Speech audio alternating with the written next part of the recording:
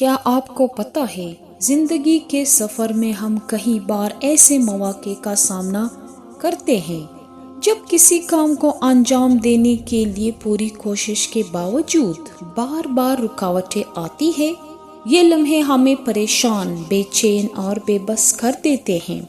جانتے ہیں اس میں ایک گہری حکمت پوشیدہ ہو سکتی ہے جو اللہ تعالیٰ کی طرف سے ہمارے لیے ایک اشارہ ہو سکتی ہے۔ جب ہم کسی کام کو پورے دل و جان سے کرنے کا ارادہ کرتے ہیں اور تمام تر وسائل استعمال کر لیتے ہیں مگر وہ کام پائے تکمیل تک نہیں پہنچتا تو یہ غور و فکر کرنے کا وقت ہوتا ہے۔ یہ رکاوٹیں محض اتفاق نہیں ہو سکتی۔ یہ ممکن ہے کہ اللہ تعالیٰ ہمیں روک کر کسی بڑے نقصان سے بچا رہا ہو یا ہماری زندگی کے کسی اور راستے کی طرف رہنمائی کر رہا ہو جو ہمارے لیے بہتر ہے۔ قرآن مجید میں ارشاد ہے، اور ہو سکتا ہے کہ تم کسی چیز کو ناپسند کرو اور وہ تمہارے لیے بہتر ہو، اور ہو سکتا ہے کہ تم کسی چیز کو پسند کرو اور وہ تمہارے لیے بری ہو، اور اللہ جانتا ہے اور تم نہیں جانتے۔ ہماری سمجھ محدود ہے مگر اللہ کی حکمت لامحدود ہے۔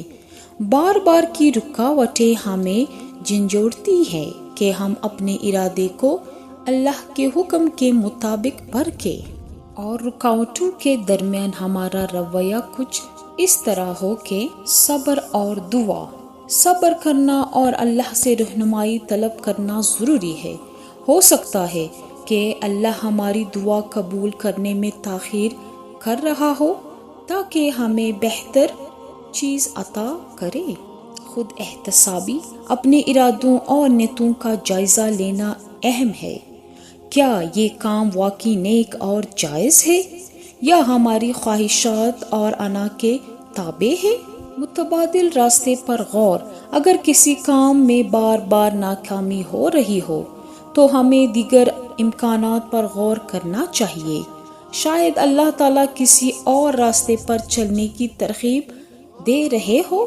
نقصان سے بچاؤ۔ بعض اوقات رکاوٹیں ہمیں ایسے نقصانات سے بچانے کے لیے ہوتی ہے جو ہمیں نظر نہیں آتے مگر اللہ کے علم میں ہوتی ہے۔ اللہ تعالیٰ اپنے بندوں سے بے پناہ محبت کرتے ہیں اور ہمیں نقصان سے بچنے کے لیے مختلف طریقوں سے اشارہ دیتا ہے۔ بار بار کی رکاوٹیں ان میں سے ایک اشارہ ہو سکتی ہے۔ یہ ہمارا کام ہے کہ ہم ان اشاروں کو سمجھیں، اپنی نیتوں کا جائزہ لیں اور اللہ کی حکمت پر بھروسہ رکھیں۔ اس کے فیصلے میں سکون ہے اور اس کی مرضی میں خیر ہے۔